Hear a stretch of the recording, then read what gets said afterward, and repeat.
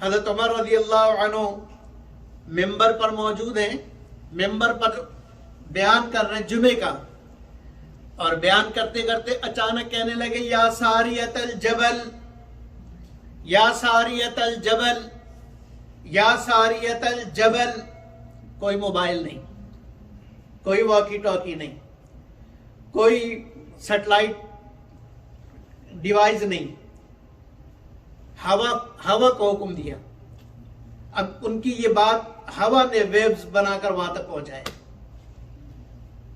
या सारियतल जबल, जो साथी बैठे, साहबा बैठे हैं, वो सारे हैरान के आज अजीब बात, या सारियतल जबल का ताल्लुक ना खुतबे के सियाक से है ना सबक से। जो मौजू चल रहा है उस मौजू से आगे पीछे से कहीं इसका ताल्लुक नहीं बनता या सारियतल जबल का। तो ये ऐसा जुमला तकरीर के दरमियान कहना जिसका ताल्लुक ही कोई ना हो, तो सारे लोग इस पर हैरान कि ये क्या कहा। और सारिया यहां कहां, सारिया तो वो वहां लड़ रहे हैं कहां पर, हजारों मील दूर, हजारों मील दूर सारिया लड़ रहे हैं लश्कर के साथ। उनका नाम लेकर कह रहे हैं कि जबल को अपने पीठ के पीछे रखो। ये जो पहाड़ है, पहाड़ को अपने पीठ के पीछे रखो और सामने से हमला करो। ये इस जुमले का मतलब है। कुछ दिनों के बाद अल्लाह रब्बुल इज्जत ने फतह अता फरमाई, और जब ये लश्कर वापस आया, अल्लाह के फजल करम से अल्लाह ने फतह अता फरमाई, तो साहबा ने पूछा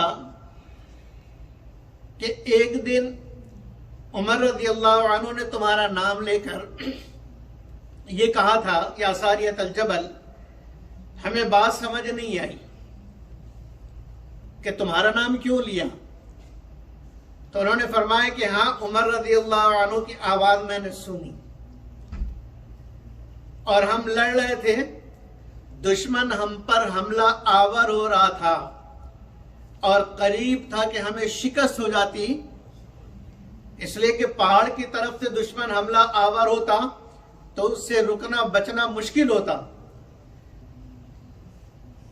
तो उमर रज़ी अल्लाह अन्हु की आवाज, हम आज दूसरी तरफ लड़ रहे थे, पहाड़ की तरफ हमारी तवज्जो ही नहीं थी, इतने में हजरत उमर रज़ी अल्लाह अन्हु की आवाज हमने सुनी कि पहाड़ की तरफ पीठ करो और आगे मुकाबला लड़ो।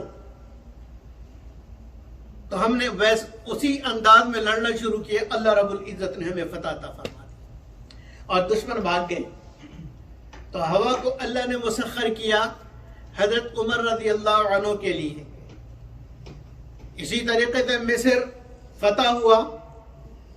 साद बिन अबी वक्कास रज़ी अल्लाह अन्हु मिस्र के गवर्नर बने, और एक वक्त ऐसा आया कि नील ने बहना बंद कर दिया, पानी खुश्क, और वहां वालों का सारा दारो मदार, खेती बाड़ी का सारा दारो मदार, जिंदगी का सारा दारो मदार था ही दरिया नील पर, उसके पानी पर।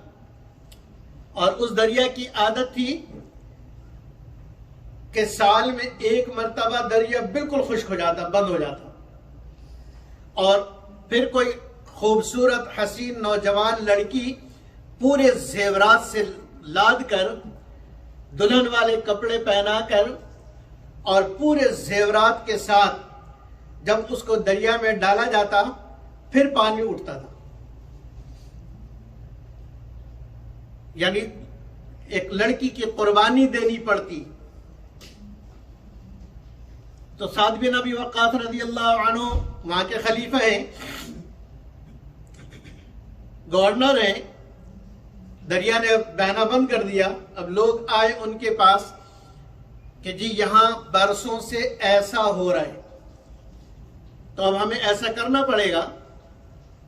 उन्होंने फरमाया कि इस्लाम इसकी इजाजत नहीं देता कि इंसानों की भेंट चढ़ाई जाए, इंसानों को कुर्बान किया जाए, चीजों पर इस्लाम उसकी इजाजत नहीं देता।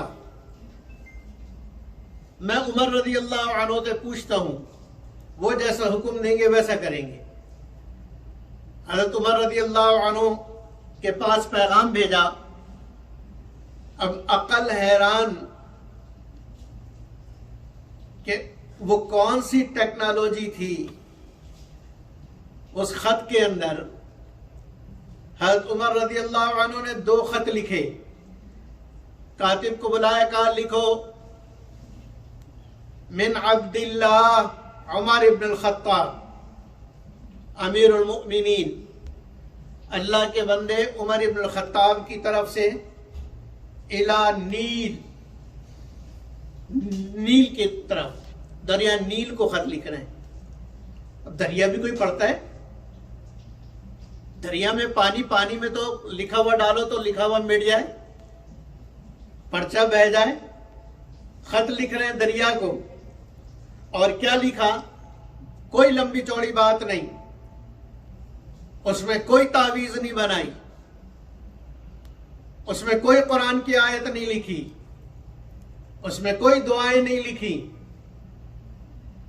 बल्कि अपना लफ्ज लिखा कि उमर इब्नुल खत्ताब की तरफ से है तुम्हारे नाम। और क्या लिखा? इन तजरी मिन क़िबलिक फला तजरी, अगर अपनी मर्जी से बह रही है, अगर अपनी मर्जी से चलते हो, फला तजरी, मत चलो, हमें तुम्हारी जरूरत नहीं है। व इन तजरी मिन क़िबलिल्लाह, और अगर अल्लाह की मर्जी से चलती हो, फजरी, उमर हुक्म देता है कि चलो बहो। वो खत जब पहुंचा, और दूसरे खत अमीरुल गवर्नर के नाम, कि ऐसा बिल्कुल नहीं करना, मेरा खत दरिया को देना, दरिया में डालो। सहाबा के साथ, साथियों के साथ जाके दरिया के बीच में वो खत रख दिया और रख के आगे। उसी रात 16 फीट पानी ऊपर आए, और आज तक 1424 साल पूरे हो गए उस वाक़े को, और आज तक दरिया रुका नहीं। तो अल्लाह ने पानी को मुसख्खर किया हजरत उमर रज़ी अल्लाह अन्हु के लिए। और तीसरा, आग, अल्लाह ने आग को भी मुसख्खर किया। एक बहुत बड़ी आग निकली, और आग चलते चलते चलते मदीने की तरफ आने लगी, और बहुत अजीब आग थी जो पत्थरों को भी जला रही थी। आज भी मदीना मुनव्वरा जाए, अल्लाह हम सबको ले जाए, तो वो जो एयरपोर्ट रोड है, उस रोड पे अगर मदीने से 7-8 किलोमीटर आगे जाए तो वो पहाड़ अब भी मौजूद है जिसका आधा हिस्सा जला हुआ है, आधा हिस्सा पूरा काला आग से जला हुआ, उसके पत्थर जले हुए स्याह, और बाकी आधा बिल्कुल ठीक। जब उनको इत्तला दी कि आग निकली और वो मदीने की तरफ बढ़ रही है, तो हज़रत उमर रज़ी अल्लाह अन्हु ने कहा चलो, साथी को लेकर गए और अपना कोड़ा आग पर मारा है, और मुखातिब आग से हुए, और क्या तुम्हें मालूम नहीं अल्लाह के नबी का शहर है, बंद हो जाओ। आग वहीं बुझ गई, वहां से आगे नहीं बढ़ी। और दूसरे वाक़े में आग निकली, आग बढ़ी, हज़रत उमर रज़ी अल्लाह अन्हु ने अपनी चादर दी साहबी को कि इस आग को वहीं दफन करके आओ जहां से निकली है। और उन्होंने भी उस चादर को, हज़रत उमर रज़ी अल्लाह अन्हु की चादर को रस्सी की तरह बटा और जाके आग को मारा है, और फिर उस चादर से इशारा किया, पीछे हटो, पीछे हटो, पीछे हटो, यहां तक कि वो आग बुझते बुझते बुझते बुझते जहां जिस सुराख से निकली थी वहां तक पहुंची, तो उन्होंने उसके ऊपर पत्थर रख के बंद कर दिया।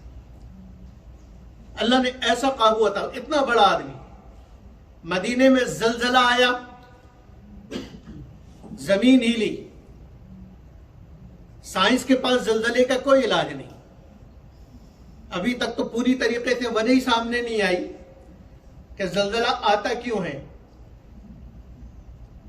हज़रत उमर रज़ियल्लाहु अन्हु की खिलाफत में जल्जला आया, मदीने में जमीन हिली। हज़रत उमर रज़ियल्लाहु अन्हु ने जोर से कोड़ा मारा जमीन पर, इसलिए कि उनका अकीदा यह था कि जब जमीन पर बेइंसाफी होती है तो जल्जला आता है।